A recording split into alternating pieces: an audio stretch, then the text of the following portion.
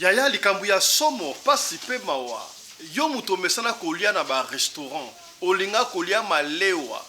Ya certaines femmes oyo kutu na bandako na bango bayeba kakolamba te ngala bana o kanisa lokola soki muto akomi mikolo surtout mwana mwasi il faut kaka ayeba kolamba. Nzoka nde ezalaka na bana basi mususu bayeba kakolamba te. Vérifiez, vous allez voir. Yo mobali ake musala mobali pe ayebaka te ke mwasi na ngai ba kolamba te. So mobali ake musala okomona mwana mwasi azwi cantine ake kosomba malewa epa ya mama moko songolo mama moko pakala. Soki mwasi na yo asolaka mingi na mama malewa landela. Peut-être bloko liaka ezalaka ya malewa. Est-ce que malewa otuliaka?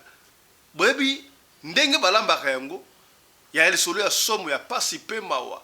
Mama oyo malewa na ya lambaka nzoka atiaka maya bibembe. Tozali awa na République démocratique du Congo na commune ya Kimbantseke. Yaya pasi ya kosakana te. Eyebana kindenge nini? Kaka likolo ya je oyo ya être franc, honnêteté na kati ya ba couple ba ko découvrir. Mobali père na restaurant aliaka normal ba client batondaka nzoka mwasi na ye akenda kosomba maya bibembe pa un certain Mohamed ya likambu ya somo. Tango mobali atimbeli degré abeti mwasi oyo ndimela ngai na ba client okotia musapi osanza to osala ndenge nini toko solengo awa na émission ya lelo. Papa, avec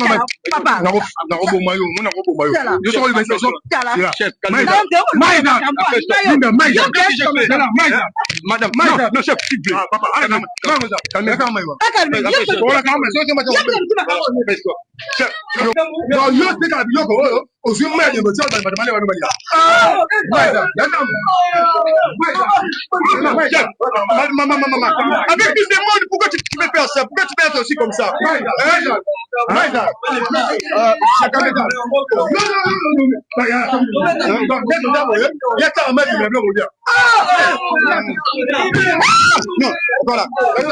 La famille Lito va récupérer immeuble na bango topé bâtiment oya GLM. Tu yebi que GLM est posé qui problème ya kosakana te. GLM oyo président to mokonzi akala mwana mboka Joseph Kabila Kabange abandai kofanda na libota na ye alobaki asombaki yango en bonne et due forme mikanda ezali kasi famille to babandaki ba démarche après kolongwa ya Joseph Kabila na pouvoir ba récupérer immeuble na bango pona bango ba botola bango immeuble ko botola sikawa to comprendre te to éviter procès bandai ko sala ma ernini malamoko l'immeuble GLM a été récupéré topé remis par la famille Lito. Kasi mwana mboka Merlin Vuvu a douté nango makasi aboyi jisi ya marque ni basala ki wana et puis si passe ya kosakana te to kosola yango awa na émission ya lelo. La famille de Lito Moboti a récupéré l'immeuble GLM qui avait été acquis antérieurement par l'ex-président Joseph Kabila. Alors, la justice a rendu sa décision. Un commentaire, Marley Vuvu. Ces procès, ces dossiers judiciaires étaient ouverts quand? Qu'est-ce qui s'est passé? C'est un règlement des comptes, c'est privé Kabila de ses biens, ou bien c'est la justice, le peuple d'abord, l'état de droit, et que eux, Montoisa, privé n'a pas bien pendant beaucoup de temps. L'engagement état de droit est sous l'UDPS. Oh. Dans cette constitution, on a respecté, on a maintenant 4 pages de l'état de droit. Sous les deux pèses. Pourquoi? Mais quand la justice quand est-ce que cette même justice va interpeller Facebook qui a dit récemment que cette fois-ci nous allons porter les armes? Tambola na mokili omona makambu ya yaka na République démocratique du Congo okomona bikamwa ndeko boka lobi hey Kinshasa to République démocratique du Congo ezalaka lokola lopango ya bambunza oh lopango ya bambunza ndenge ya makambo ezanga te yaya. Il faut féliciter, il faut interpeller, Tony Pongai Moutunangai et suit. Désormais, pour la commune à Kinsenso, il faut oser visa à Kinsenso. Beaucoup mestre, la commune à Kinsenso, moi n'amboka Godé, Atawel, à Salibongo, visa pour la commune à Kinsenso. Pour naïe, ils allaient moyen pour contrôler, n'ana la Kinsenso, n'a la Kinsenso. 10 000 francs pour un visa il y a 6 mois. Qui ça oyo souka toko solengo awa na émission ya lelo. Oh, bourgmestre a commis na Kisenso azwi décision que po na kosilisa bongo banditisme na insécurité na commune na ye esengeli a instauré bongo système ya octroi ya visa na mutu nyonso oyo kolinga koya kotala ndeko veut dire soki olingi okende kotala tata mwasi Mansona to pe papa Kulutu Jean esengeli bapesa yo visa yango ekopesama ya 6 mois moyena 10 000 francs congolais. Nabenga yi petit oyo mpona yebi asolaka malamu petit oyo azalaka na mwa aza na mwa ligne éditoriale donc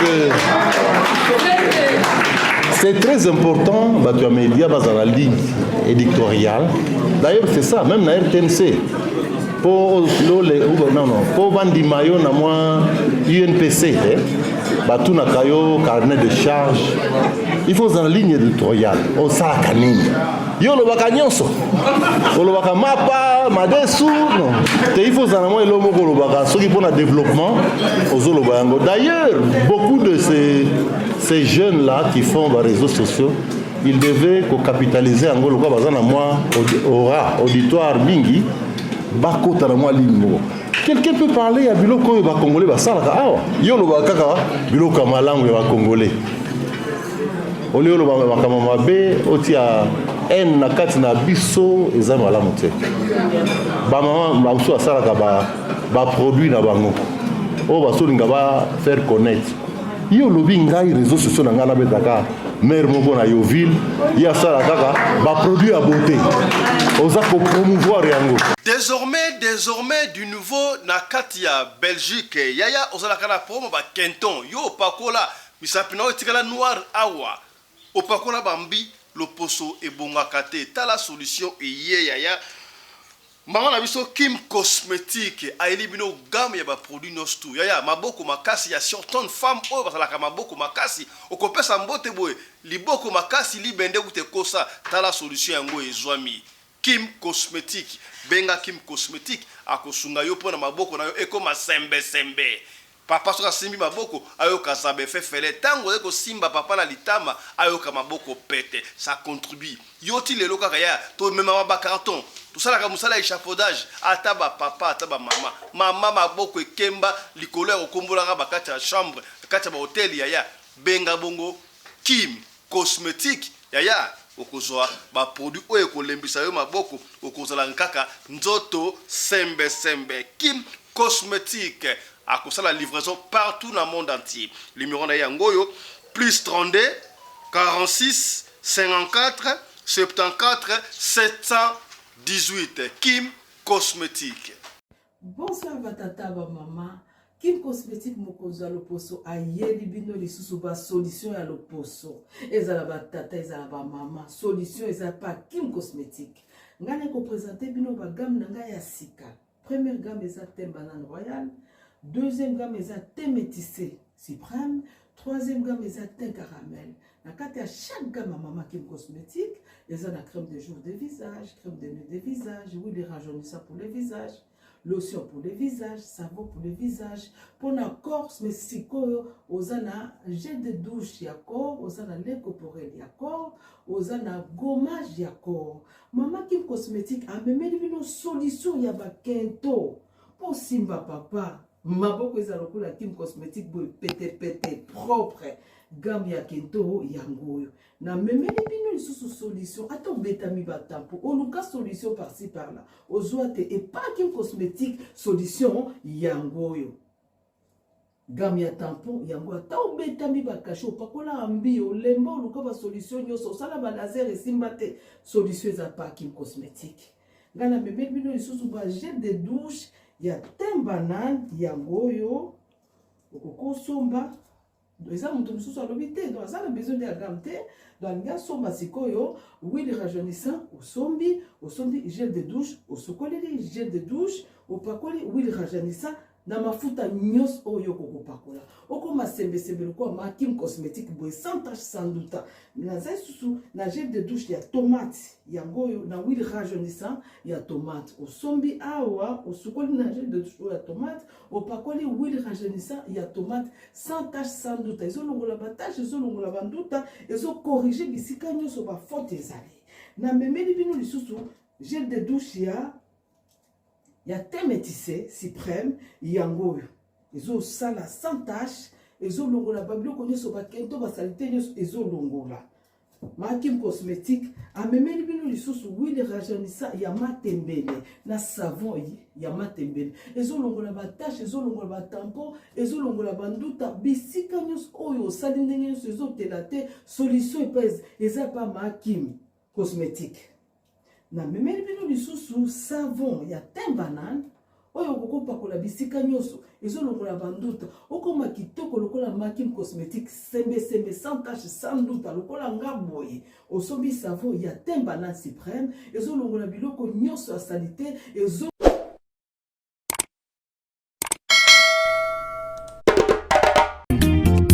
osimbi elimeti pembeni esase papa suweno nini babomaka moto na petro te polamba na babola esengi makala yo timabanga Edgar Mvumbi papa na soki osali bongo wana obomi moto bolingo nanga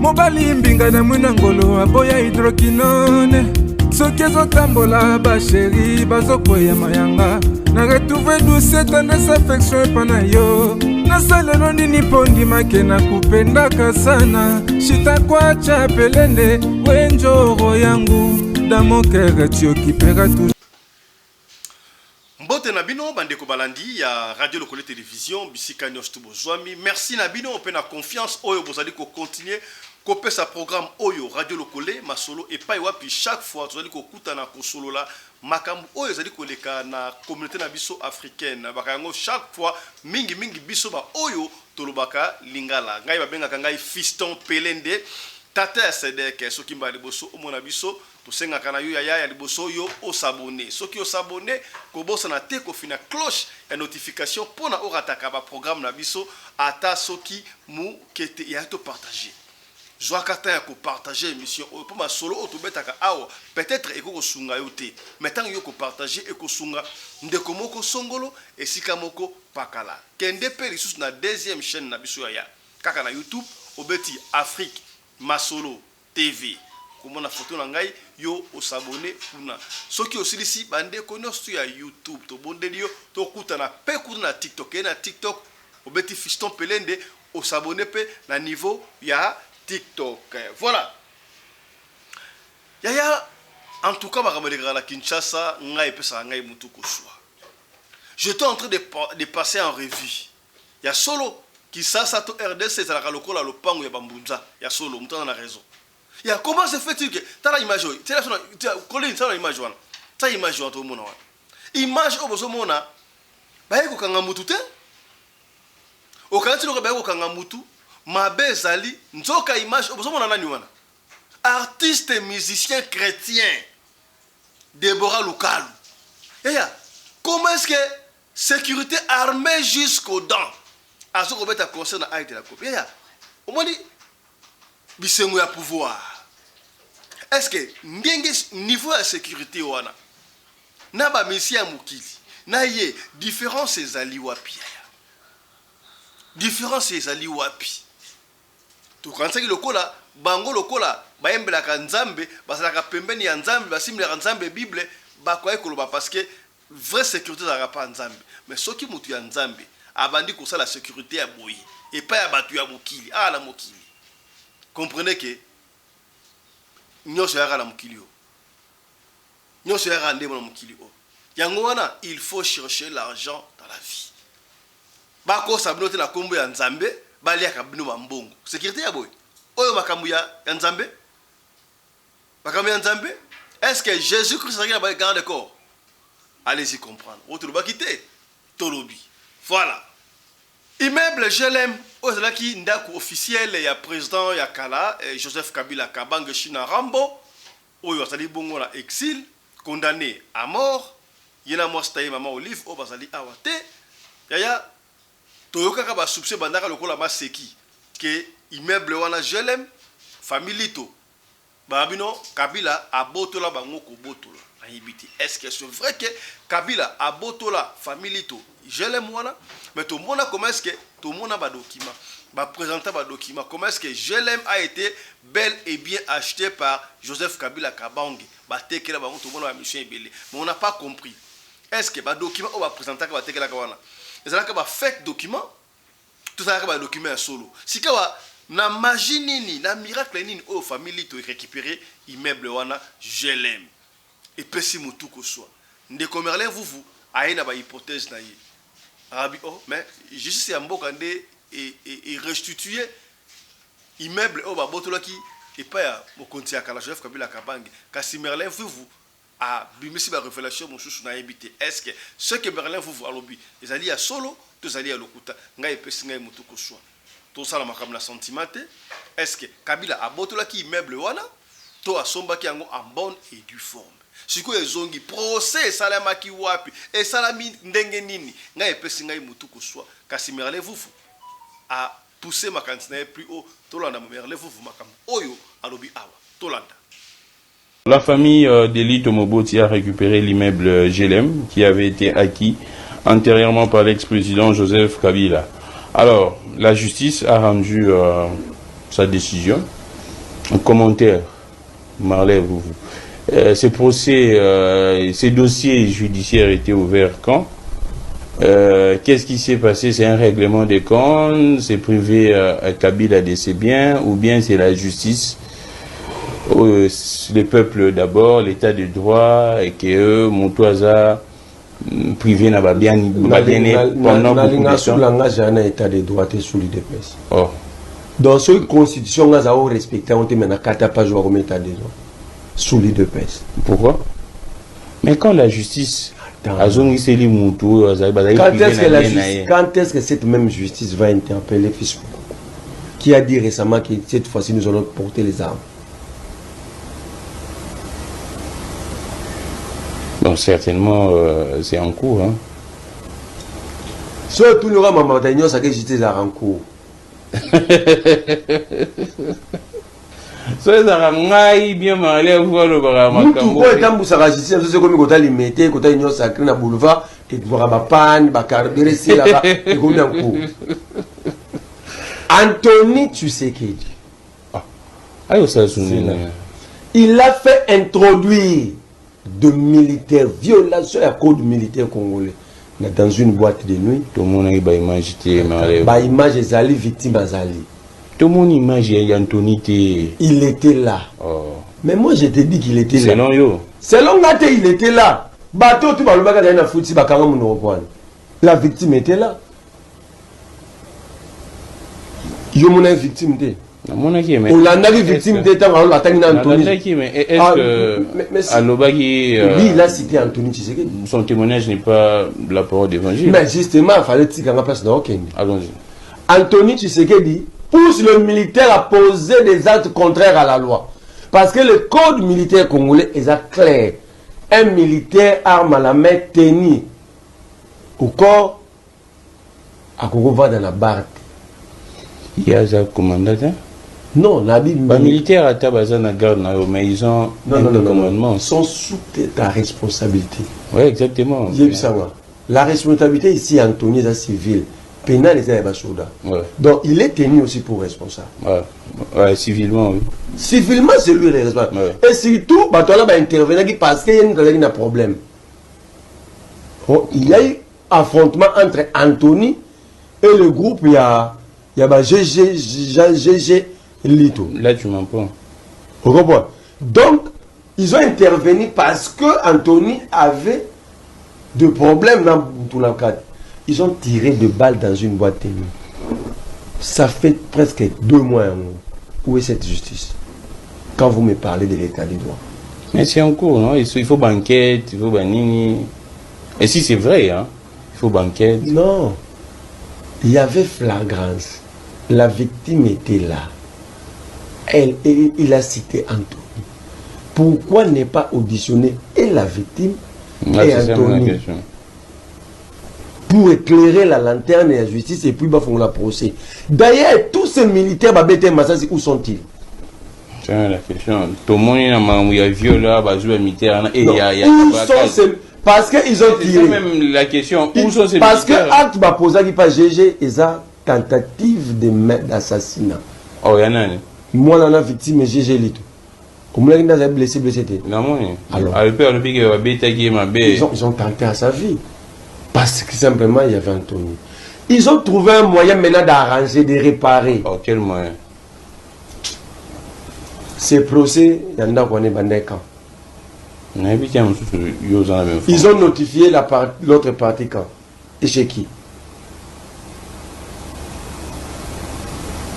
Donc, pour toi, Eza, arrangement l'amiable entre... Ça veut dire, dans Mboka Olio, Anthony, il peut mal utiliser les militaires, par réparant un bilo à Congo.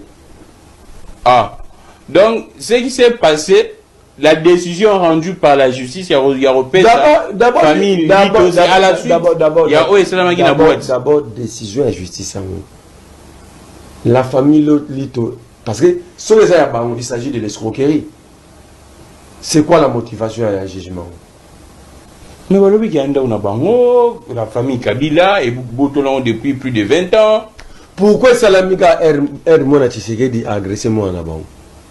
Non, c'est certainement une simple coïncidence. Et ça qui n'a parquet ni na tribunal ni dossier. Pour tout ça, que ça a levé copie. Là, après. Pour lever copie, et ça pour la moutounioso. On ne peut pas t'interdire ni m'interdire. Donc, si on a $100, on a ça a levé copie. On a une juridiction. J'aime me documenter dans la vie. Il y a ça levé copie. Dans un phare de dossier. Attendez, étant Marley Azak ou Koloba, donc en fait ici, moi je vais suivre l'audio très rapidement. On prend les institutions de la République, bah comme ça il y a famille Moroboui. Donc on appelle na befola luka Antonia Salangé Loro, Moro pas pesa ngapé Loro. Allons-y. Ça dit le pays n'a plus d'image. Le pays n'est plus respecté. Comment est-ce qu'on nous regarde de l'extérieur? Après le président, il y a le bagage de l'UKST. Non, c'est impossible. Moi, ce que je sais, cet immeuble a été vendu par la famille. Moi, ce que je sais. Je ne confirme pas, parce que je n'ai pas de preuves. Mais on a yebi. Il y a l'information dans la personne depuis que la famille Lito avait vendu cet immeuble à Kabila. Prenons par absurdité que Kabila Botola Ribangon, c'est de l'escroquerie, non? Les dommages que Kabila doit payer, c'est en terre de combien? Ah, d'accord. Donc il doit y avoir. Oui, il a causé des dommages, la famille Lito. Ouais. C'est pourquoi les deux photos, ça l'a levé copie. Ouais. C'est pourquoi je te dis, Grammy, moi je ne comprends pas ta régime. Moi, je ne comprends pas régime. C'est un règlement de compte. Ici, il y a un conseil à donner à Félix Tshisekedi comme président de la République, comme peuple président. Il ne faut pas préparer les lits de règlement de compte après vous. Parce que le pays a beaucoup de problèmes. Le pays ici a besoin d'abord d'une tranquillité venant de nous. Pour tout le monde réfléchir. Tout ce président, évitez-nous ça. Parce que là où Kabila il est, c'est pour ça qu'on a un règlement des comptes. Il peut rentrer au pouvoir par une personne intermédiaire, va régler le compte. Alors imaginez que Bino Bossaliang, bon, va régler le compte. Bon, on peut pouvoir régler le compte. Comment, à quand nous allons construire notre pays? Là, je donne la position. Je viens de suivre les reportages à RTNC dans Machaki, parce que nous avons une information, mais dans ce reportage, on n'a pas cité la juridiction. On parle de code et la justice. Et mais la justice a des juridictions. Et c'est pourquoi il y a le tripé, il y a le tribunal administratif, donc, la cour d'appel pour les provinces, le conseil d'État pour le national, il y a la grande instance, il y a la cour de cassation. Bango va récupérer la wapi. On va essayer d'être en contact avec la famille. Il faut. Entre Yves Kisombe et bien. Non, il y a Bangoté. Yves Kisombe, à côté à maman. Exactement. Celui qui en contact la famille pour que tu sois. Combo et la juridiction. Un jour, Yves Kisombe, étant qu'avocat. Toujours maman, Yves Naba. Naba, tout il ne faut pas le mettre dedans. On parle de vrais hommes. Oh. Voilà. On fait ça à votre neveu pour des corps amicaux. Bon, on a présent, vous faites une vidéo. Attends. Si tu sais qu'il avait besoin de Tochiman ou des qui sont, ils sont intelligents, non? Tu vas avoir un conseil d'administration et parce qu'il mérite ça. Est-ce que lui qui est la famille a jugé comme ta victime de la garde républicaine? Suivez bien la vidéo de Tochiman. Quand il dit, même moi, Nabiso va betara massa suana, botia mon amutoa présidenté.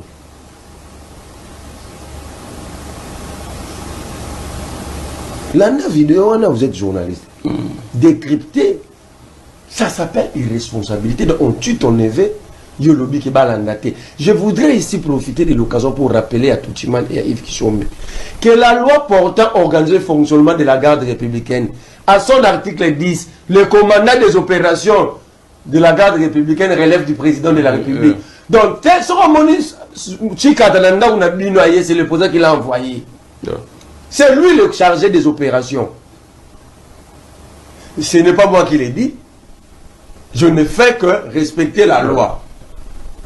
Le chef d'état-major général à Gérard Bangouka dans la logistique, dans l'administration. Le vrai patron, c'est le président. Donc, quand Tochiman et Yves, surtout Yves qui sont mais comme avocat, dit que ce n'est pas le président, je ne sais pas d'où, étant qu'avocat, a tiré cette explication. La loi portant organisation et fonctionnement de la garde républicaine, à son article 10, j'acclare, le commandement de la garde républicaine est l'apanage du président de la République. Donc, toujours dans dossier, si je comprends bien, selon yo, ils ont... Basali compensation, mais en prenant un bien appartenant à un tiers, à une tierce. Donc c'est pour étouffer les dossiers. C'est pour étouffer les dossiers. Donc aujourd'hui, on veut nous enseigner quoi? Allons-y. On peut mal utiliser la police, l'armée, le service des renseignements et de sécurité, mais si aux en tout cas il y a pouvoir, ou vous faites partie de la famille présidentielle, il n'y a aucune infraction. Alors, nous te relanderons des prix, mais tout embrouillé car on a il y a dossier ou on a qu'un week-end tout ce peu info que non ferme à jouer. Qu'est-ce qui se passe? C'est toujours Namakambouya Kabila, non? Moi je me dis, je ne sais pas où est-ce que l'Union sacrée veut nous amener. Vraiment, je suis perdu. Mais quel est les liens? Il y a un mois, il y a 3 semaines, ils ont fait survoler des avions de chasse sur Cachot. Mais quel est les liens? Il y a un mois, il y a 3 semaines, ils ont fait survoler des avions de chasse sur Cachot. Les Sukhoi. On attend les Sukhoi à Goma, à Bukavu, à Rutshuru, à Masisi, à Ituri, à Mahagi, à Aru, ici à Kwamutu, mais on fait circuler ces avions que sur Cachot.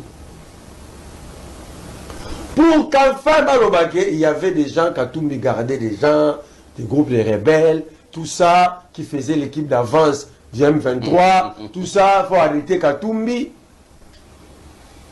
Qu'est-ce que M. Félix Tshisekedi gagne à fabriquer de faux procès contre ses opposants? Est-ce que c'est des faux procès ou bien c'est parce qu'il y a anguille sous roche? La justice n'arrête pas parce qu'il y a anguille sous roche.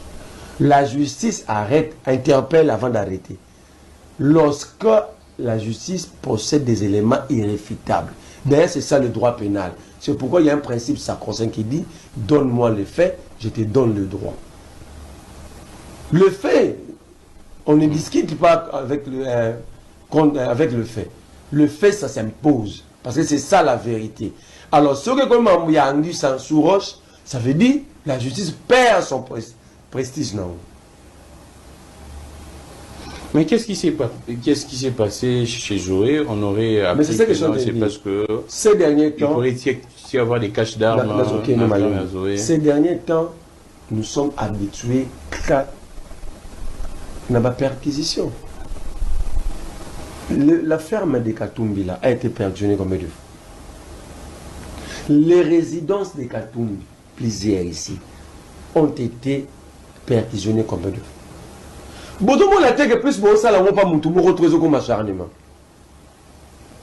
Vous transformez Katumbi en une victime. Ils ont violé la loi sur l'aviation civile. Depuis un débat sur la piste de Moulonde, Awa, même un professeur de l'université, toute la loi Awa, organisant l'aviation civile au Congo. Nulle part dans cette loi, on dit si vous voulez réhabiliter une piste d'atterrissage, il faut solliciter l'autorisation. Aucune disposition, ni à l'idée.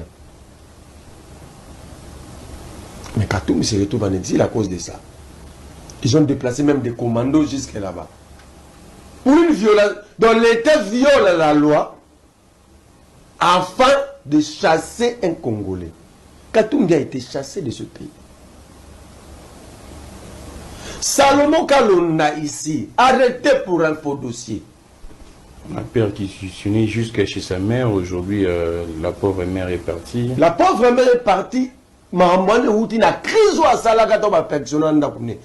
que tu sais que se rend compte de tout ça? Même si aujourd'hui tu sais que c'est Salomon, Salomon, mais comment pensant? Pourquoi vous êtes au pouvoir, il faut blesser? Au finish, la cour va se déclarer incompétente pour juger Salomon. La cour n'a pas réussi à juger Salomon jusqu'à se faire élire député provincial et sénateur. Ça veut dire la justice. Il n'y a rien de précision, tout ça. Donc c'est politique tout ça. Je te donne des dossiers. Dans l'Omos Rwanda, je vais vous expliquer Salomon. Salomon a failli mourir. Où? Mais quand il était arrêté. Ah, d'accord.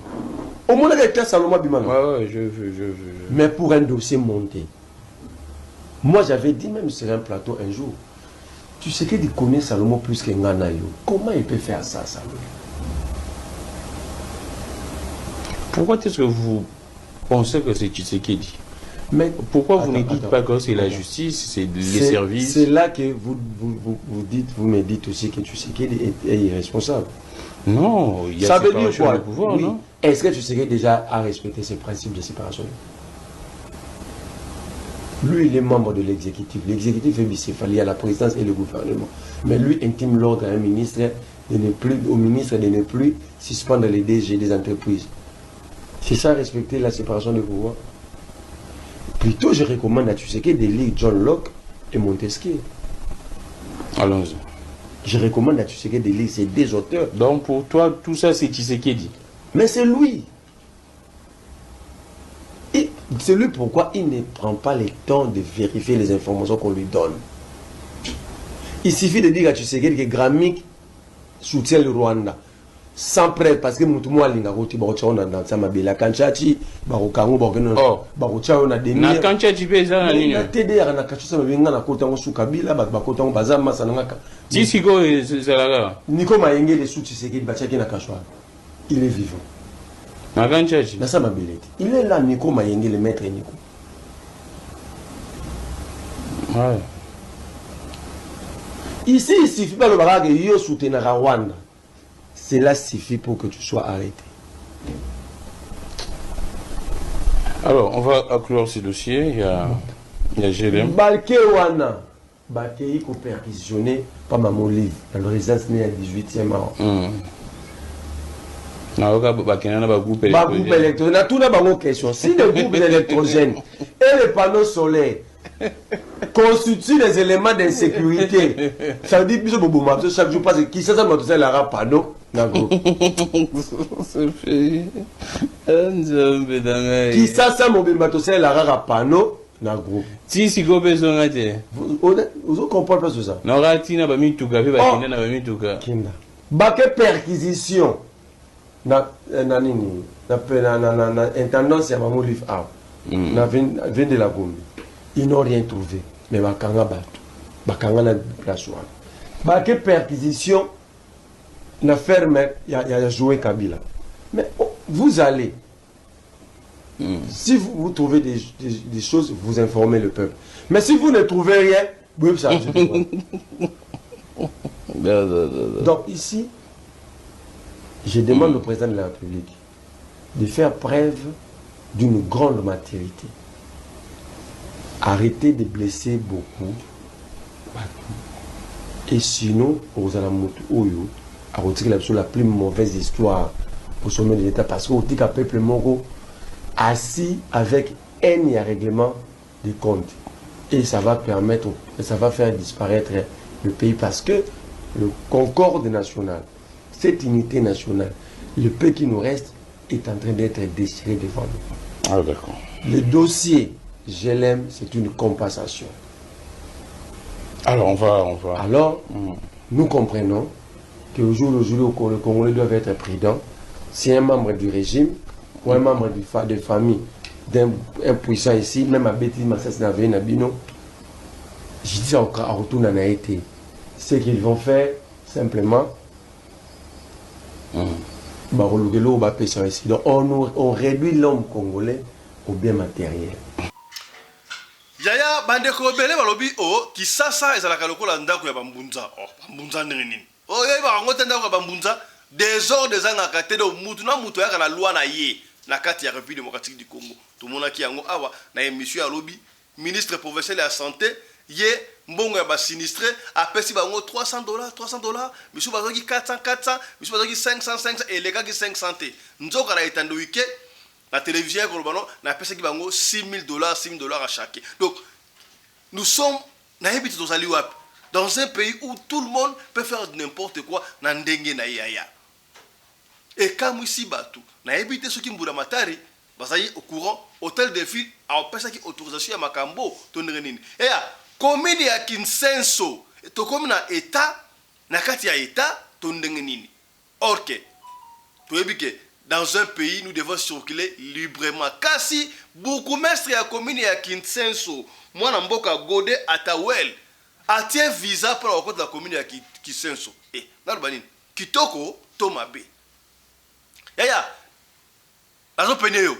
Désormais, kokene kutulute. Oh, na keta la ndeko na Kinsenso. Yaya, so la visa te okokota te la commune ya Kinsenso. Papa fisoro binini, pays ya Kinsenso to commune ya Kinsenso. Commune ya Kinsenso ba comme que exiger visa avant au kota kuna yo muto uti soki lemba uti soki chango bino nakata bokula na le kala Kinsenso la ba matete ya ba kanga yo ona okede ko matete la kota Kinsenso ba ya o kota te commune ya Kinsenso abandi ko exiger visa avant au kota commune wana 10 000 francs visa ya 6 mois et peut singa mutu ko so est-ce que asali loko ya malamu atuna ki autorisation et pas chef naïe gouverneur ya ville ya Kinshasa bandimaki asali yango na intention nini soki lokola basali yango na Kinsenso avant kota na Kinsenso visa soki limité pe asali yango soki Gombe pe asali yango Masina pe asali yango ekoma ordre to ekoma na kati ya mboko na bino mais na libre circulation te ngai pesi ngai mutu ko so est-ce que ba kondi ya likolo ba yebi makambo oyo avant ko ta commune ya Kinsenso visa kokamwa tala Kinshasa ezali lokola lopango ya bambunza ezanga likambo te tolali tolamuki kaka boye dossier du jour au bourgmestre ya commune ya Kinsenso azwi décision ke po na kosilisa bongo banditisme na insécurité na commune na ye esengeli ainstaure bongo système ya octroi ya visa na mutu nyonso oyo kolinga koya kotala ndeko veut dire soki olingi okende kotala tata mwasi mansona to pe papa kulutu Jean esengeli bapesa yo visa yango ekopesama ya 6 mois moyena 10 000 francs congolais ezali moyen mpo na koyeba kokontrole bongo baentrée na basorti ya batu nyonso oyo bakotaka bongo na kati ya komine ya Kisenso. Professeur de son état Monsieur Godet Atawel alimenté bongo polémique na réseau na ndenga kosakana te exemplaire kutu ya visa déjà ekomi kotambola na réseaux sociaux surtout na vitesse ya technologie oyo tozali nango lelo kasi na nyonso oyo numéro 1 ya komi na Kiseso Monsieur Godet Atawel azali korefléchir ezali mpo na bonne marche ya komine na ye kasi koexige bongo visa mpo na kokota komine ya Kisenso ezali anticonstitutionnel surtout ke mibeko likonzi etalisi ke congolais nyonso azali na droit ya kocirculer librement sur toute l'étendue ya territoire national koexige visa kaka mpo na kokota Kisenso ezali koréduire bongo droit ya bakongolais kasi problème oyo ezali deja kobetama masolo na bakinois pe batu bakomi komituna eske visa yango bakotia yango na passeport po deja passeport na Kinshasa ekoma mwa problème bongo bato oyo bazalaka na visa te bakobetela bango yango na carte d'électeur affaire à suivre.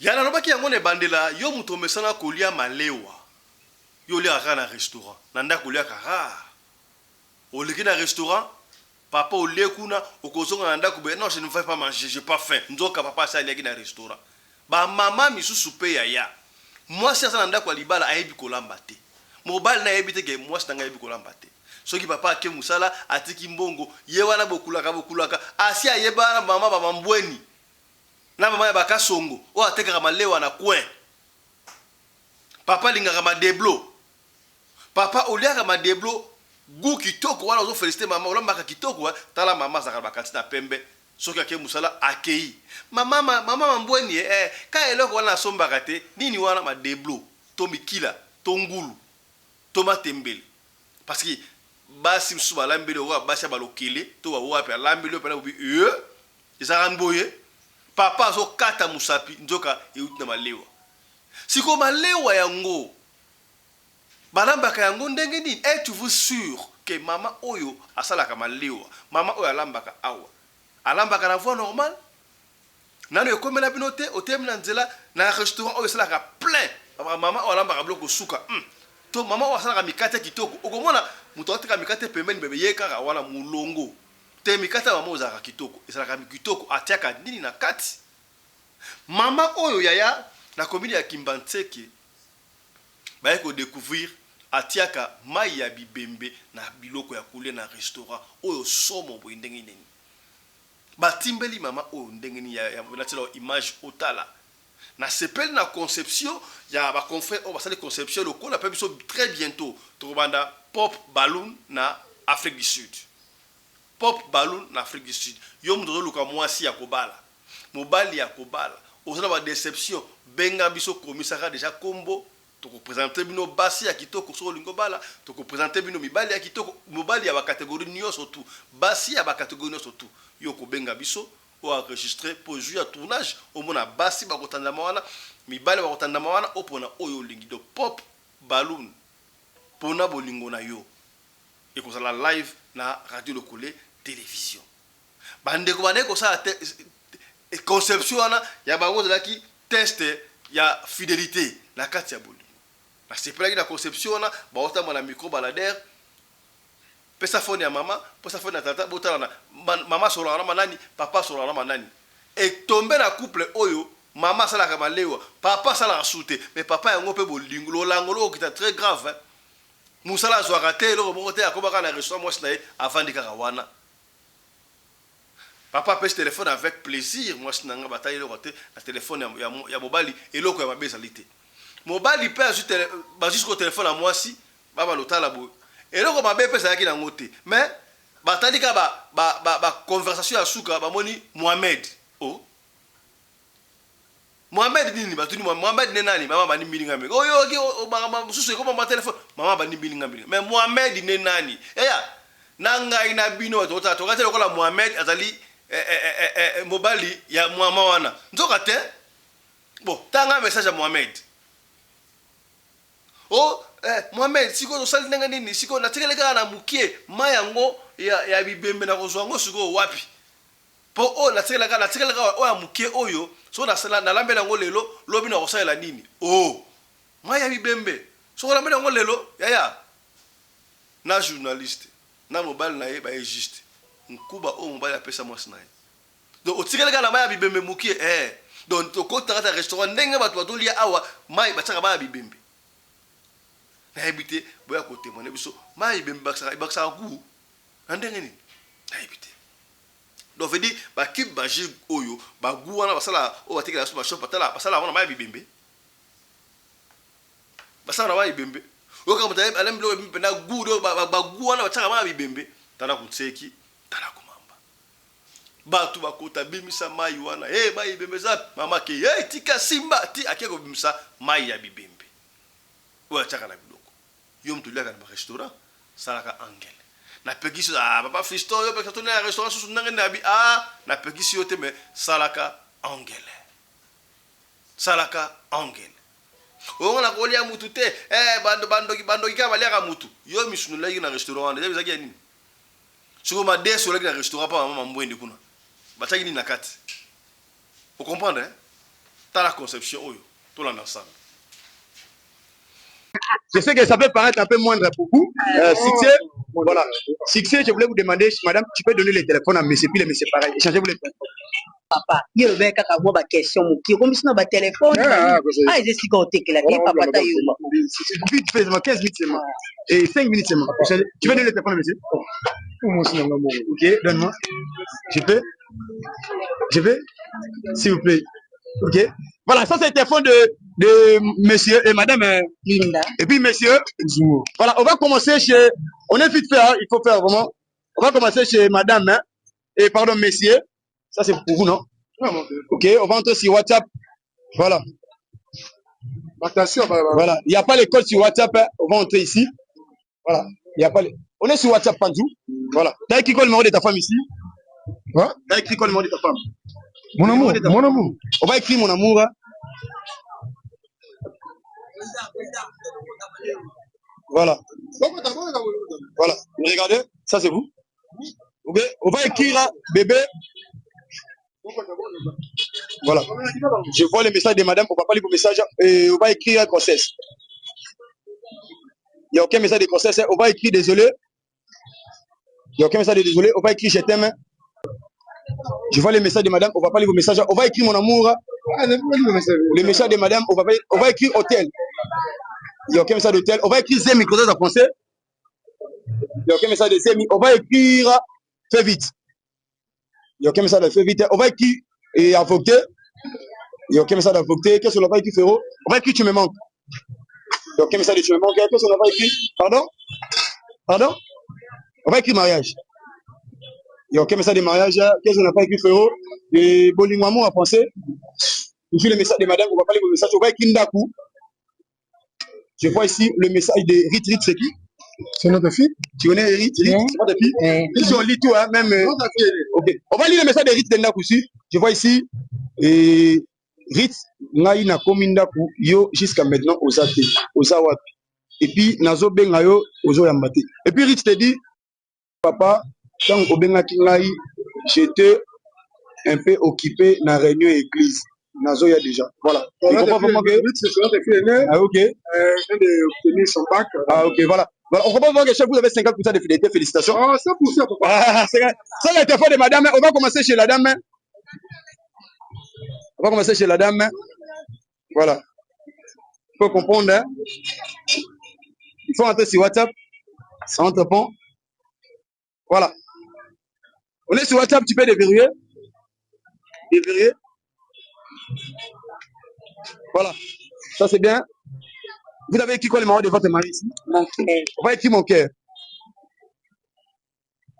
La dame, c'est comment ça va? Oui. Ok. Ça, c'est bien. Regardez ça de vous. Ah, c'est bien. Ok, merci beaucoup. Et on va écrire. On va écrire quoi? Qu'est-ce qu'on n'a pas écrit, frérot? Tu me manques. Il n'y a aucun message de tu me manques. On va écrire mon amour. Le message de Messier. On va écrire je t'aime. Toujours le message de Messier. On va écrire désolé. Voilà.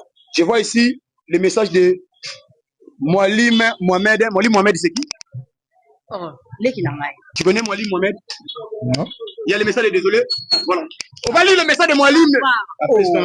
Message ni autant à place. Mais vous avez dit que Moualim, c'est votre. Oui, avec la Voilà. Voilà. Tu connais Moualim Mohamed? C'est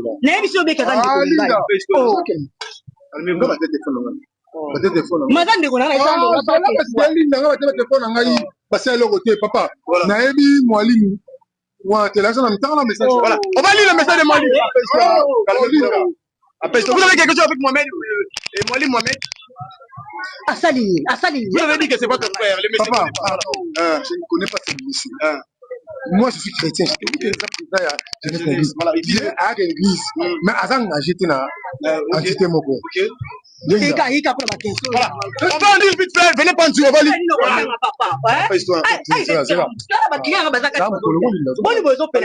Mon frère. Ok, pardon.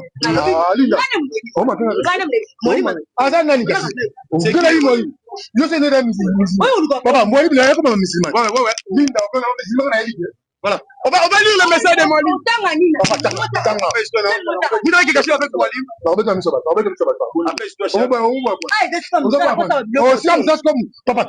Voilà. On va lire le message. Voilà. On va lire vite fait ici. Calmez-vous. Merci beaucoup. Merci. Voilà. On va lire vite fait. Merci. Voilà. On va lire vite fait le message de désolé de Moualim Mohamed ici. Voilà. Je vois ici, apaise-toi. Je vois ici le message de Moualim ici te dit apaise-toi. Calmez-vous. Calmez-vous, chef.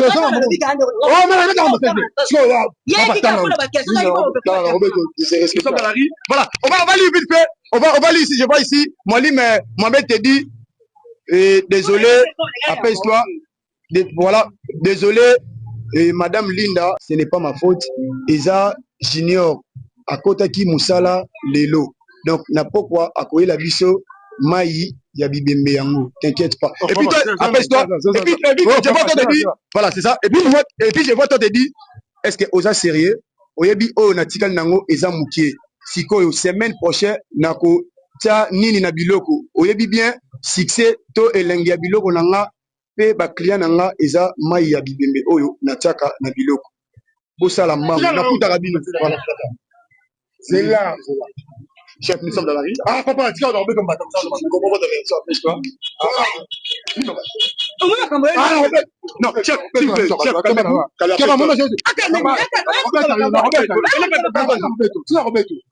papa Moualim c'est un musulman voilà Moualim Mazana Linda.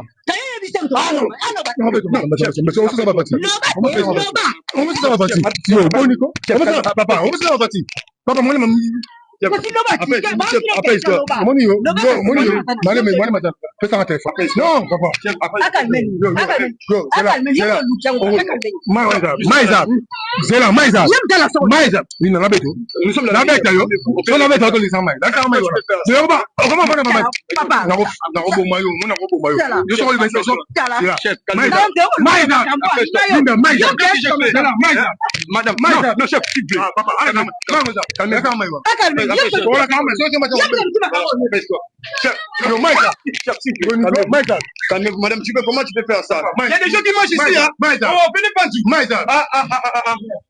Maïza. Non, yo, c'est quand même, au fur et à mesure, je me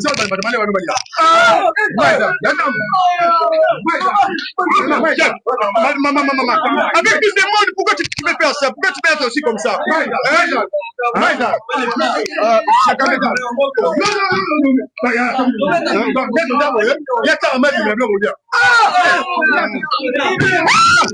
voilà.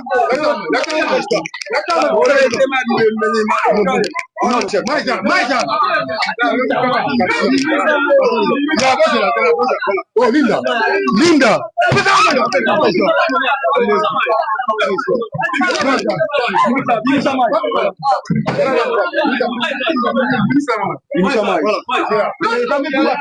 Calmez-vous. Voilà, c'est compliqué.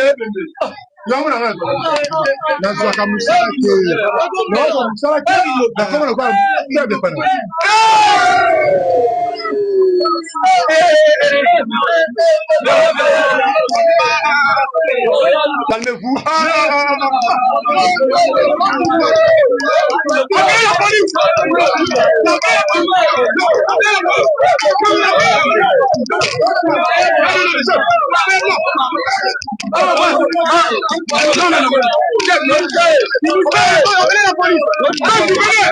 Non. On va gérer la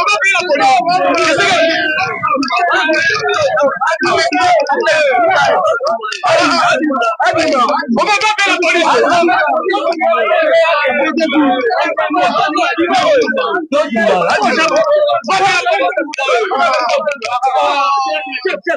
Attendez, s'il vous plaît. Non, combien de à part? Chaque jour, attendez, ça va te là.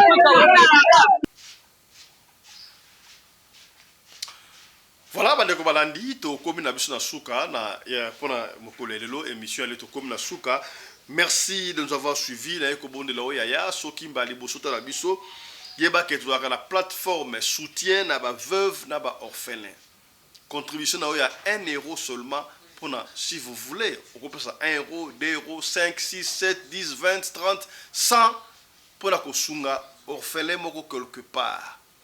Veuve moko quelque part et que ça donne plaisir de ceux qui veuve moko bouillé à ôter comme makala quelque part pour payer ça qui $50 tout ça qui $1 na yo et que ça donne plaisir de que orphelin moko bouillé à celui qui là si pour payer ça qui $1 na yo voilà alors tu veux vous rappeler surtout pour ça la malembe na fin de l'année partout dans Europe na Afrique du Sud na Éthiopie na France Belgique Suisse ya osana bilamba oyo olataka le soute to sa na ngona bosengi bokankisela biso yango bobengi biso to biso ko pesa bilamba wapi pona to kende ko pesa batu oyo bazana ngo besoin kotinda biso lamba eto bokate ko pesa biso keche to bokate pesa oya malangu po nzambe akopambola yo voilà.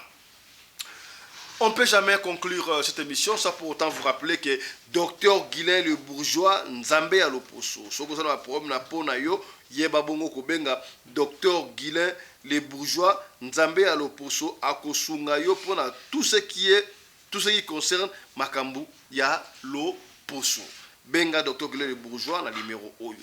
Plus 243 85 46 86 411.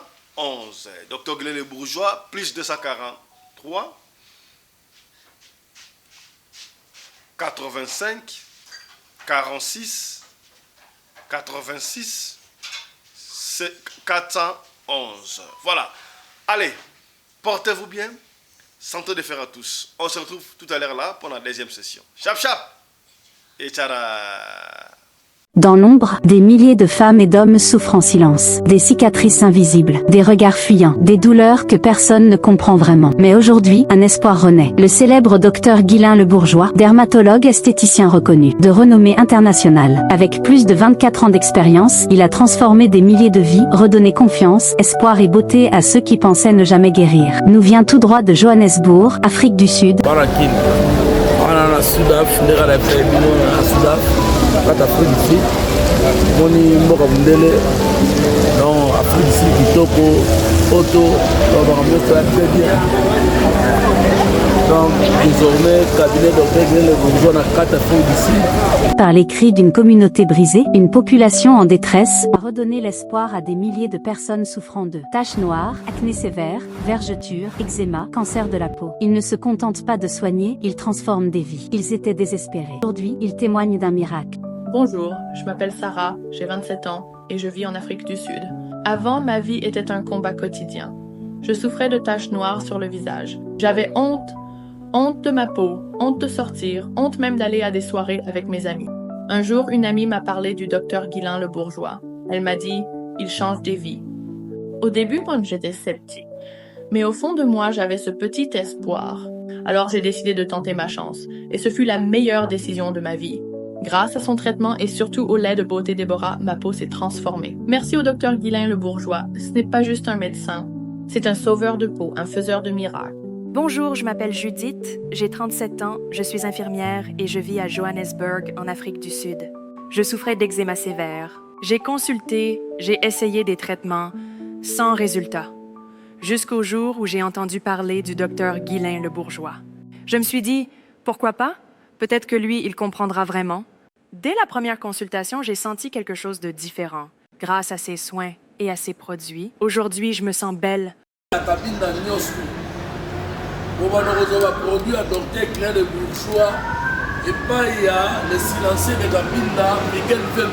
Docteur Guilin Le Bourgeois est là pour révéler la beauté naturelle qui est déjà en vous. Il sera présent le 28 mai 2025 à Brazzaville, le 5 juin 2025 à Pointe-Noire. Contactez-la dès maintenant. Appelez les numéros à l'écran. Star dans le domaine là, la docteur en cosmétique. Hein? Ne faut pas confondre. Taille, masola bassin, taille acoustique, c'est docteur Guilin Le Bourgeois. On a posé à relancer ma poitrine na yo, qu'on fond la bassin na yo. Yamado.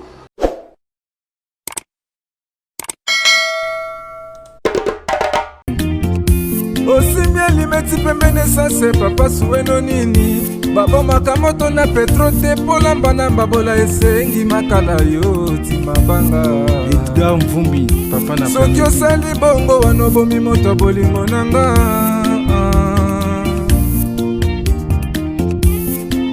mobali mbinga na mwina ngolo aboya hydroquinone soki ezotambola basheri bazokoya mayanga na retrouve douce tendresse affection epana yo nasalelo nini mpo ndimake na kupendaka sana shitakwacha pelende wenjoro yangu dans mon cœur tu occuperas toujours